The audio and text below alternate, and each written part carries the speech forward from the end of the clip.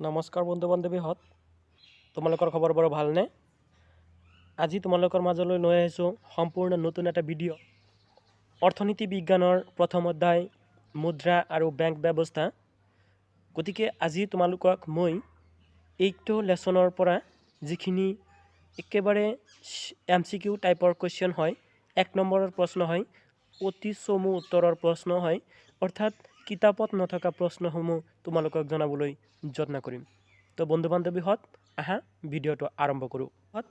আজিৰ প্ৰথমটো প্ৰশ্ন হৈছে, কোনো এটা বস্তুক মুদ্ৰা বুলি গণ্য কৰিবলৈ হ'লে আমি তাৰ কেইটা গুণ লক্ষ্য কৰিব লাগিব?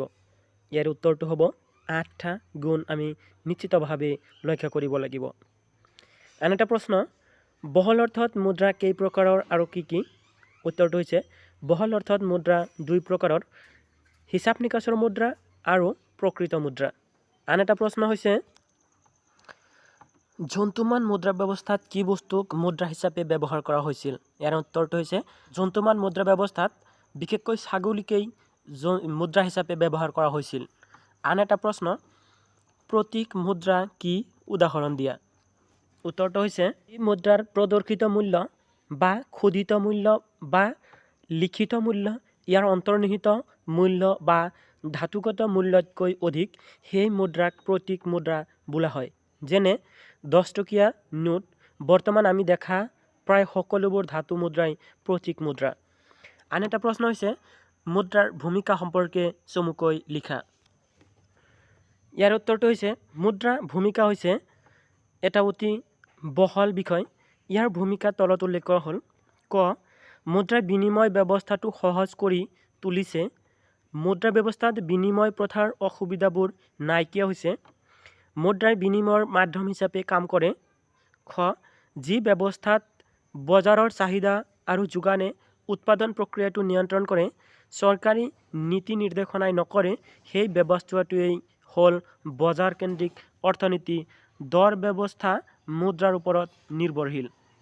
ক, যি ব্যৱস্থাত চৰকাৰী সিদ্ধান্তই হে উৎপাদন প্ৰক্ৰিয়া নিৰ্ধাৰণ কৰে, বজাৰে নকৰে, সেই ব্যৱস্থাটো সম্পদৰাজিৰ মূল্য মুদ্ৰাৰ মাধ্যমতহে প্ৰকাশ কৰা হয়। গ, মুদ্ৰা অবিহনে যিকোনো আৰ্থিক ব্যৱস্থাই অচল হৈ পৰিব। ইয়াৰ পিছৰ প্ৰশ্নটো হৈছে, পৃথিৱীৰ আটাইতকৈ পুৰণি বেংকটোৰ নাম কি? ইয়াৰ উত্তৰটো হৈছে মধ্যযুগত ইটালীত স্থাপিত হোৱা বেংক অৱ ভেনিছ। এইটোৱেই আছিল পৃথিৱীৰ আটাইতকৈ পুৰণি বেংক। ইংলেণ্ডত প্ৰচলিত বেংক BANK শব্দটো মধ্যযুগত ক'ত কি নামে জনাজাত হৈ পৰিছিল? ইয়াৰ এনচাৰটো হৈছে ইংলেণ্ডত বেংক শব্দটো জাৰ্মানত BANCK বেংক, ইটালীত বেংকো BANCO বেংকো আৰু ফৰাচী ভাষাত BANKE বেংকে নামে জনাজাত হৈ পৰিছিল। আন এটা প্ৰশ্ন হৈছে, ভাৰতবৰ্ষৰ প্ৰথমটো বেংকৰ নাম কি? ইয়াক কেতিয়া স্থাপন কৰা হৈছিল? ইয়াৰ উত্তৰটো হৈছে 1770 চনত বেংক অফ হিন্দুস্তান স্থাপন কৰা হৈছিল আমাৰ ভাৰতবৰ্ষত। আন এটা প্ৰশ্ন, অসমৰ প্ৰথমটো বেংকৰ নাম কি আৰু ইয়াক কেতিয়া স্থাপন কৰা হৈছিল? ইয়াৰ উত্তৰটো হৈছে অসমৰ প্ৰথমটো বেংক হ'ল গুৱাহাটী বেংক আৰু এই গুৱাহাটী বেংকটো 1926 চনত স্থাপন কৰা হৈছিল। ইয়াৰ পিছৰ প্ৰশ্ন হৈছে, গুৱাহাটী বেংক কিহৰ ভিত্তিত গঢ় লৈ উঠিছিল? উত্তৰটো হ'ব থলুৱা প্ৰচেষ্টাৰ ভিত্তিত গুৱাহাটী বেংক গঢ় লৈ উঠিছিল। আন এটা প্ৰশ্ন, দেশ এখনৰ মুৰব্বী বেংক কোনটো? ইয়াৰ এনচাৰটো হৈছে কেন্দ্ৰীয় বেংক। পৃথিৱীৰ আটাইতকৈ পুৰণি কেন্দ্ৰীয় বেংকটোৰ নাম কি? ইয়াৰ এনচাৰটো হৈছে ছুইডেনৰ ৰিস্ক বেংক। পৃথিৱীৰ আটাইতকৈ পুৰণি কেন্দ্ৰীয় বেংকটো কেতিয়া স্থাপন কৰা হৈছিল? 1656 চনত। আন এটা প্ৰশ্ন, ভাৰতবৰ্ষৰ কেন্দ্ৰীয় বেংকটোৰ নাম কি? ইয়াক কেতিয়া স্থাপন কৰা হৈছিল? ইয়াৰ এনচাৰটো হৈছে 1935 চনত আমাৰ ভাৰতীয় কেন্দ্ৰীয় বেংকটো স্থাপন কৰা হৈছিল আৰু ইয়াৰ নাম হৈছে ভাৰতীয় ৰিজাৰ্ভ বেংক। এটা প্ৰশ্ন, অনা বেংকৰ নথকা কেৱল কেন্দ্ৰীয় বেংকৰেই থকা অধিকাৰটো কি? ইয়াৰ উত্তৰটো হৈছে কেন্দ্ৰীয় বেংকে কাগজী মুদ্ৰা ছপা কৰিব পাৰে, কিন্তু আন বেংকে নোৱাৰে। আন এটা প্ৰশ্ন, ঘাটি বাজেট আৰু ৰাহি বাজেট বুলিলে কি বুজা? ইয়াৰ উত্তৰ, কোনো এটা নিৰ্দিষ্ট বিত্তীয় বছৰৰ বাজেটত দেখুওৱা চৰকাৰী ব্যয়ৰ পৰিমাণতকৈ চৰকাৰী আয়ৰ পৰিমাণ কম হ'লে তাক ঘাটি বাজেট আৰু চৰকাৰী ব্যয়ৰ পৰিমাণতকৈ চৰকাৰী আয়ৰ পৰিমাণ বেছি হ'লে তাক ৰাহি বাজেট বোলে। আন এটা প্ৰশ্ন হৈছে বাণিজ্যিক বেংক কাক বোলে?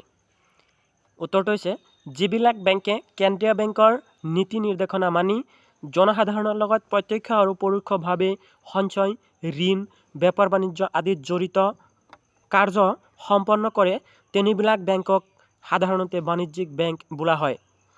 আন এটা প্ৰশ্ন হৈছে চলিত আমানত আৰু স্থিৰ আমানতৰ পাৰ্থক্য কি?